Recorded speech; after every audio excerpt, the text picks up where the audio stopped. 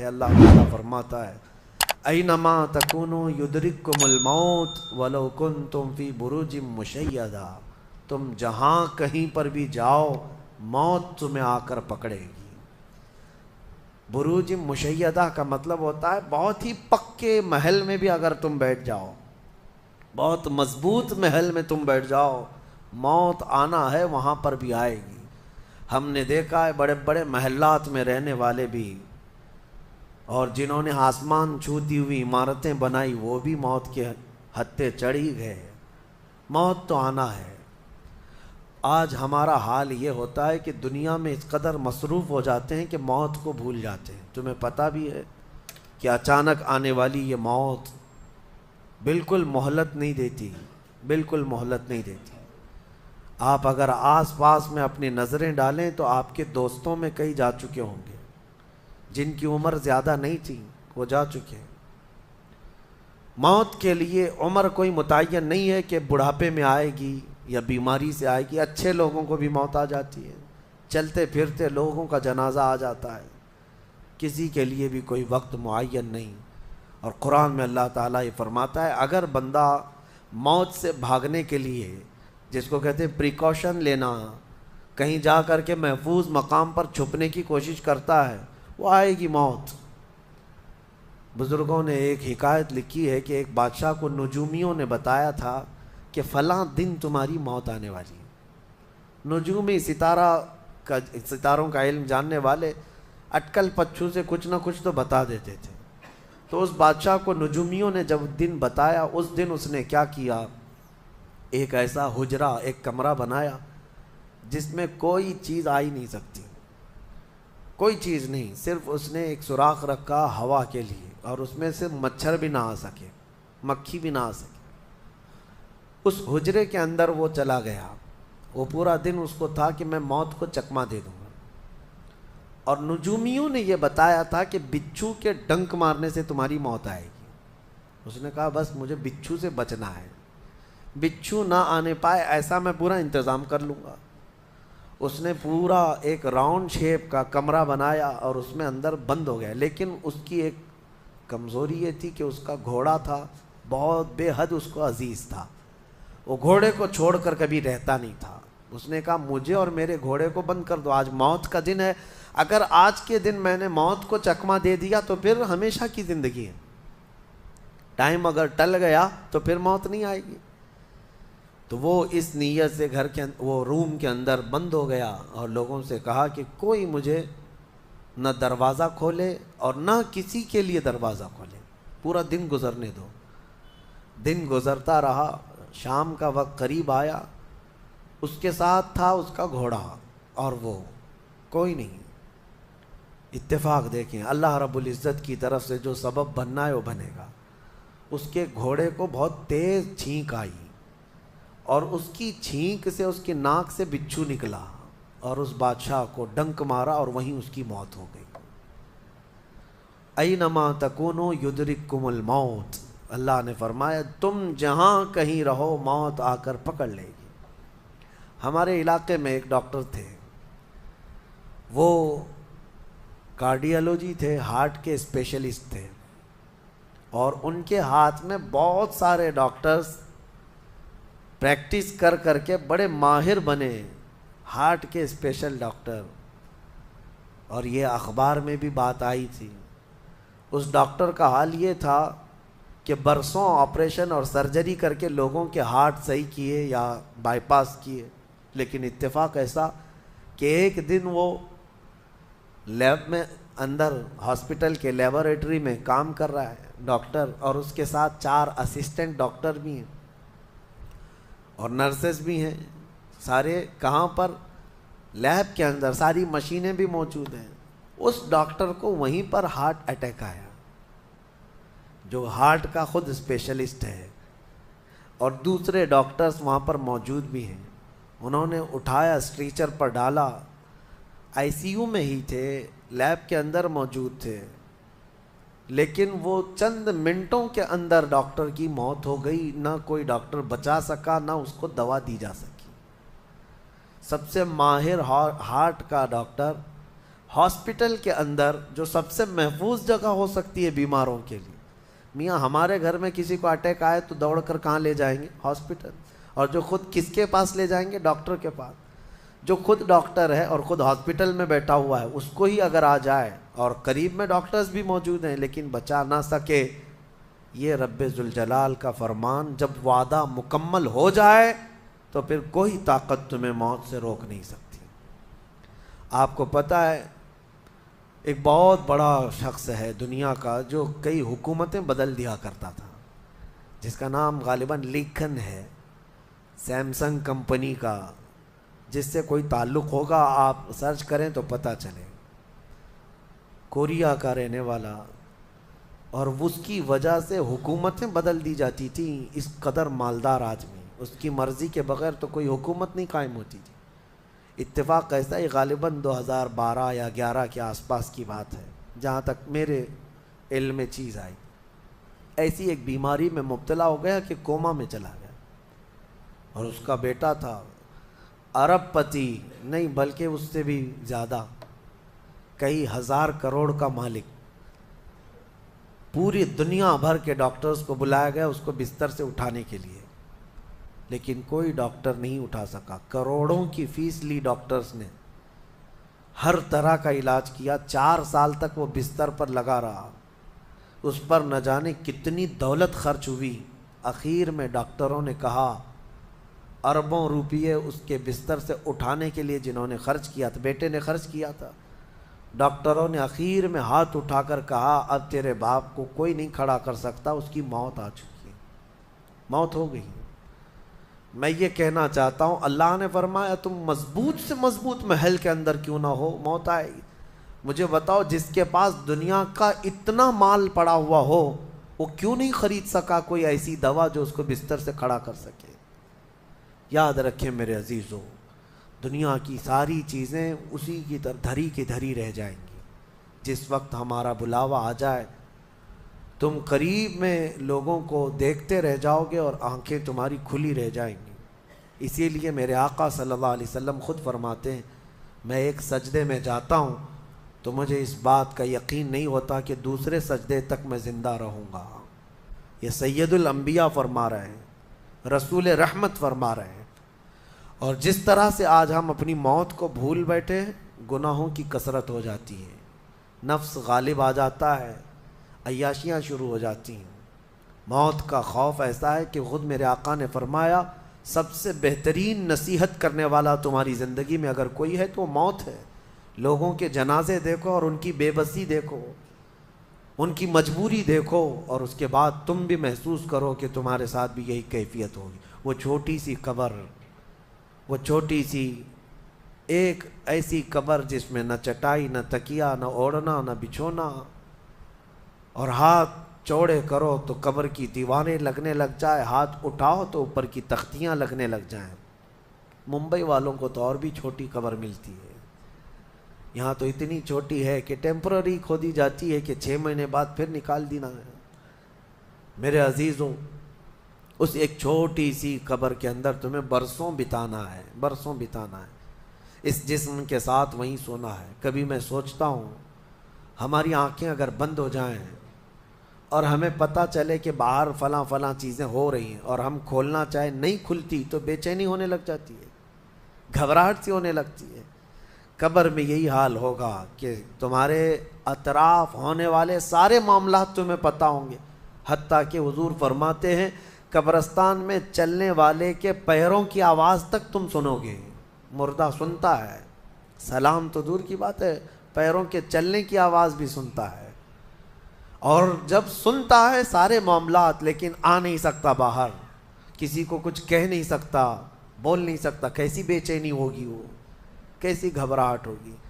بڑے بڑے اولیاء اکرام حتیٰ کہ سیدنا عثمان ابن عفان رضی اللہ تعالیٰ عنہ، داماد رسول، امیر المومنین، خلیفہ رسول، جب رات کے وقت مصلی پر کھڑے ہوتے اور قبر کی کوئی آیت تلاوت کرتے تو اتنا روتے تھے کہ ان کا مصلی آنسوؤں سے بھیگ جاتا تھا. صبح ان کے مصلی کو نچوڑ کر سکھایا جاتا تھا. لوگ ان سے پوچھتے آپ قبر کے متعلق اتنا خوف زدہ کیوں ہو جاتے ہیں؟ مرنا تو سب کو ہے. حضرت عثمان غنی فرماتے یہ ہماری پہلی منزل ہے، اگر یہ نکل گئی تو ساری منزلیں آسان ہیں. اینما تکونوا یدرککم الموت، اللہ فرماتا ہے. اور کئی جگہ قرآن میں یہ آیتیں آئی ہیں میرے عزیزوں. جانا ہم سب کو ہے، بہت تھوڑے ہی دنوں کے بعد آخرت کے سفر کی طرف رواں دواں ہیں.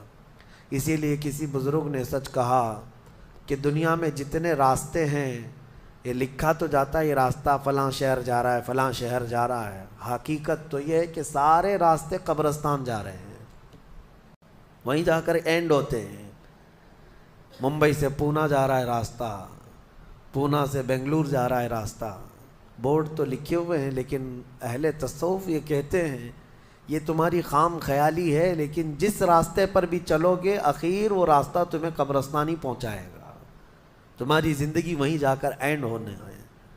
اسی لیے میرے عزیزو ہمیں زیادہ دنیا میں اتنا پھیلانے کی ضرورت نہیں. آخرت کے سفر کی طرف تیاری بھی ہو.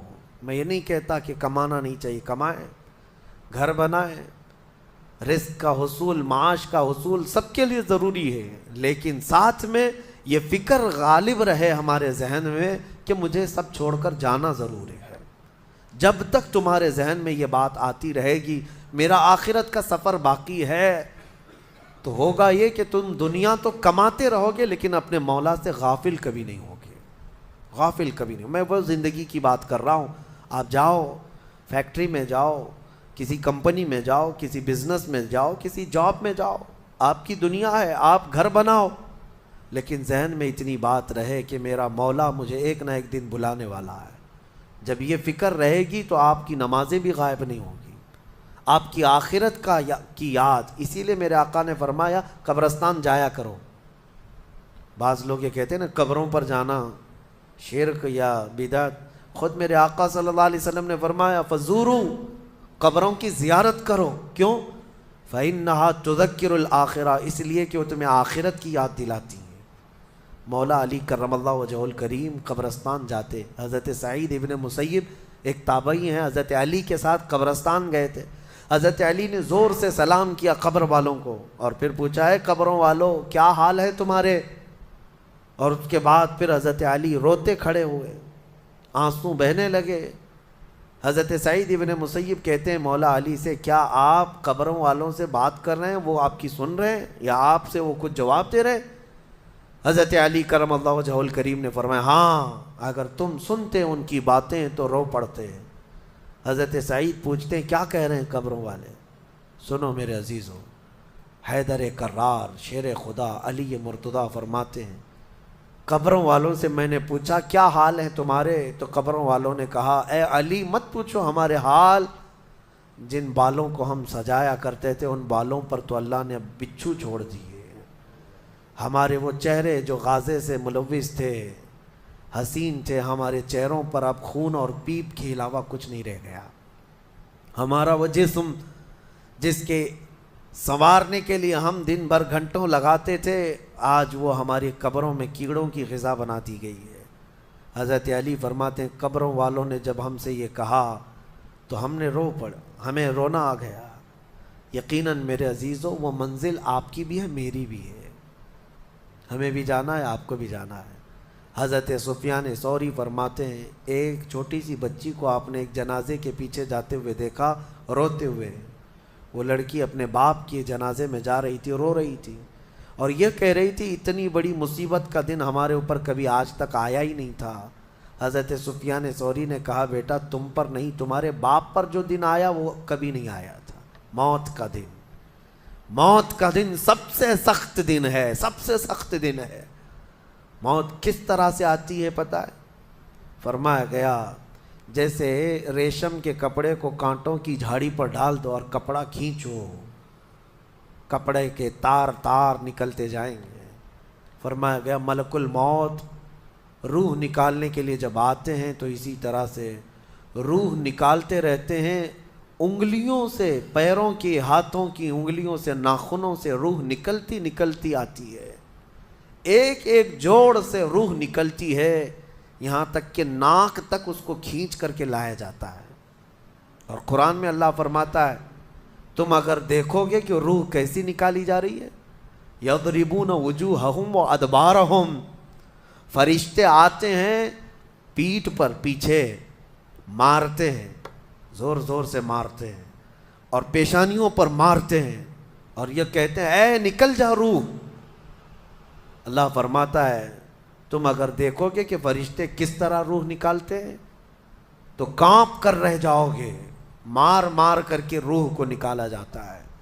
اور یہ چھوٹا سا وقت نہیں ہے، ادھر جھٹکا لگا ادھر موت ہو گئی، لمبا پروسیس ہے، اس سے جو گزرتا ہے وہی بتا سکتا ہے۔ بعض لوگوں کو ایسا لگتا ہے زہر کھا لیا ابھی موت ہو گئی، سوسائڈ کر لیا ابھی موت ہو گئی۔ موت اتنی آسانی سے نہیں آتی، لمبا پروسیس ہے۔ موت سے پہلے فرشتے آ جاتے ہیں، چاہے تم اچھے آدمی ہو، بیٹھے ہوئے ہو، تم کو بھی اگر موت آنی ہے تو تم پہلے فرشتوں کو دیکھنے لگ جاؤ گے، لیکن بتا نہیں سکتے کسی کو۔ موت سے تھوڑی دیر پہلے فرشتے قریب آ جاتے ہیں۔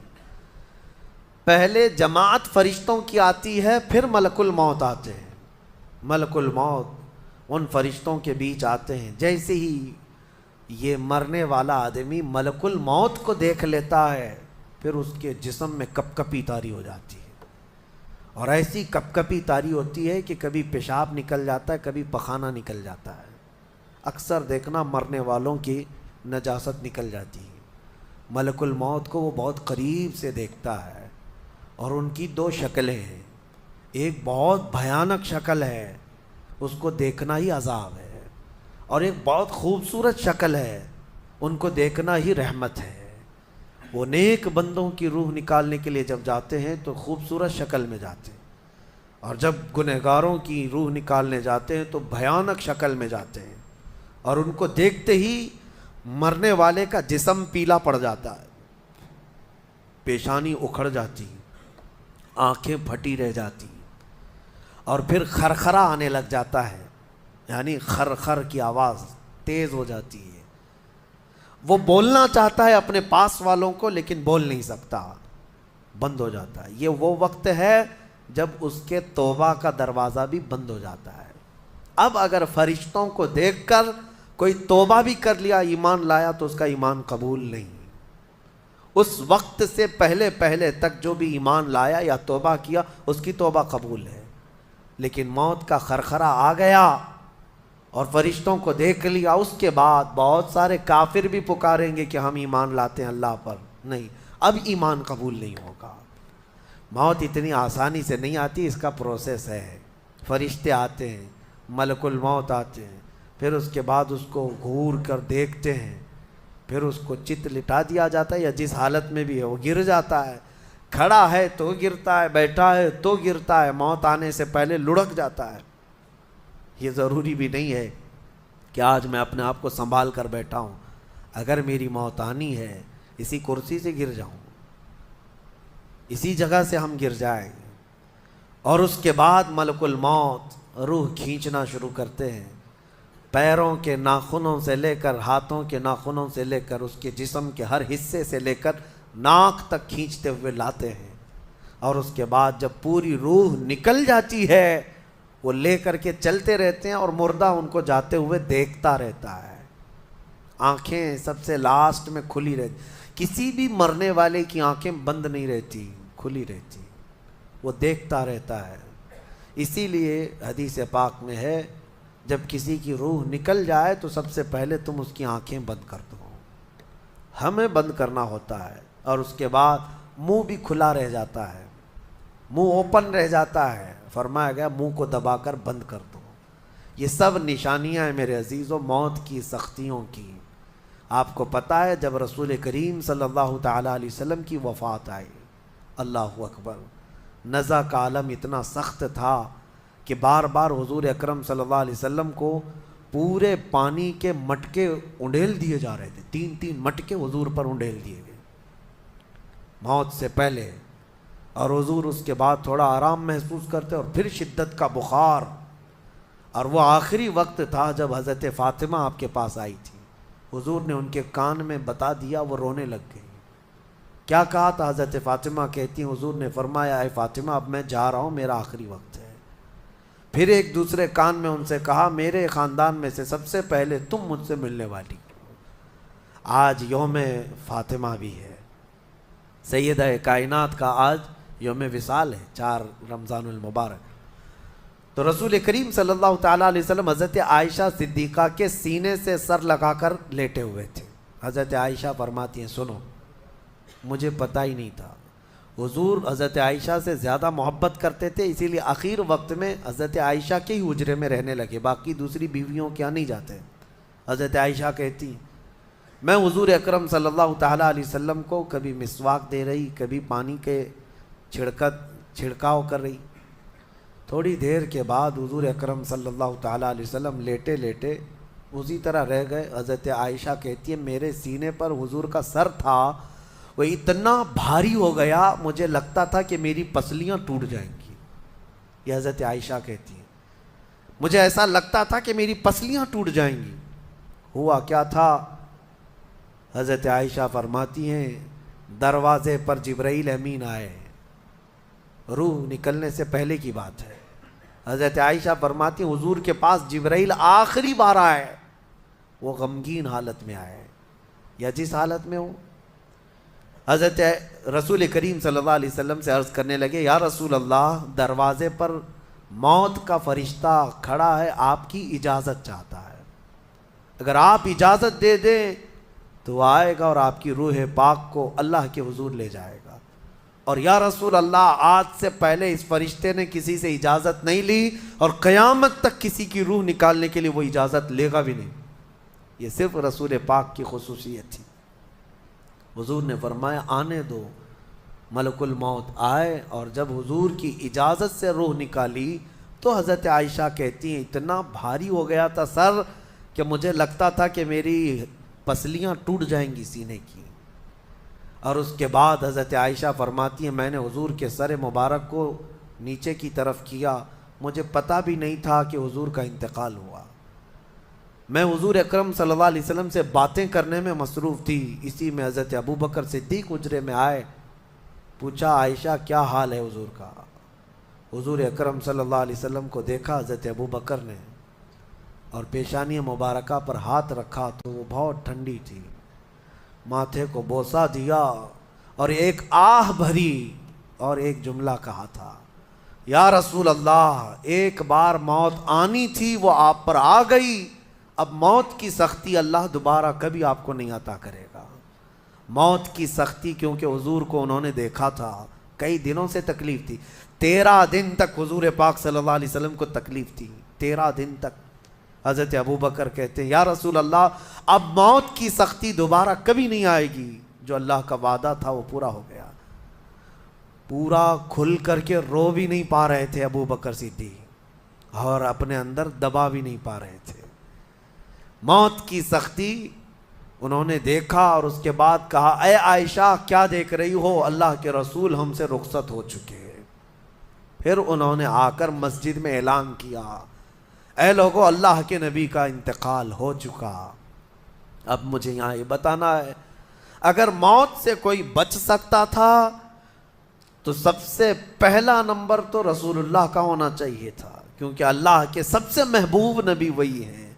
جب رسول پاک صلی اللہ تعالیٰ علیہ وسلم کو بھی موت آئی تو میاں ہمارا اور تمہارا شمار نہیں، چاہے 100 سال زندگی مل جائے لیکن مرنا ضروری ہے. بہرحال یہ باتیں بڑی طویل ہو جائیں گی. موت کا تذکرہ اس لیے بھی میں زیادہ کرتا ہوں کہ حدیث پاک میں ہے مومنوں کو یہ تذکرہ کرو تاکہ ان کو گناہوں سے نفرت پیدا ہو جائے اور آخرت کے سفر کی تیاری وہ شروع کریں. اللہ کریم ہم سب کو دنیاوی خرافات سے محفوظ فرمائے، دنیا کی لذتوں سے اور یہ فانی خرافات میں مبتلا ہو کر آخرت بھولنے سے اللہ ہماری حفاظت فرمائے. مولا کریم جب ہماری موت آنے کو ہو تو ہماری زبانوں پر کلمہ طیبہ جاری فرما دے. رب ذوالجلال موت سے پہلے تیرے حبیب پاک کے چہرے کی زیارت نصیب فرما. اے کریم خدا، کیا ہی بہتر ہوتا، میں گنہگار ہوں اور بڑے مرتبوں کی خواہش، تو کریم ہے خدایا تیری بندہ پروری ہے. کیا ہی بہتر ہوتا مولا کہ موت آئے تو رمضان کا مہینہ مل جائے، جمعۃ المبارکہ مل جائے، مولا تیرے وعدے کے مطابق ہم قبر کے عذابات اور سوالات سے محفوظ ہو جائیں۔ اے اللہ آج کی اس تفسیر پاک میں تیری جلال و جبروت اور تیری عزت کا وسیلہ لیتے عرض کرتا ہوں، ہم میں سے جو رخصت ہو چکے ہیں، ہمارے آبا و اجداد، ہمارے باپ، ہماری مائیں، ہمارے رشتہ دار جو قبروں میں برسوں سے اب آرام کر رہے ہیں، اے اللہ تو اس رمضان کے صدقے ان کی مغفرت فرما دے۔ اے کریم خدا، ہمارے گھروں میں عید آ جاتی ہے، رمضان کے آتے ہی دسترخوان بھر جاتے ہیں، ہمارے گھروں میں خوشیاں دوبالا ہو جاتی ہیں، ہمیں نہیں معلوم قبروں والوں کے ساتھ کیا ہوتا ہے، ہمیں پتہ نہیں قبرستان میں ان کے ساتھ کس طرح کی راتیں ہیں اور کس طرح کے دن ہیں۔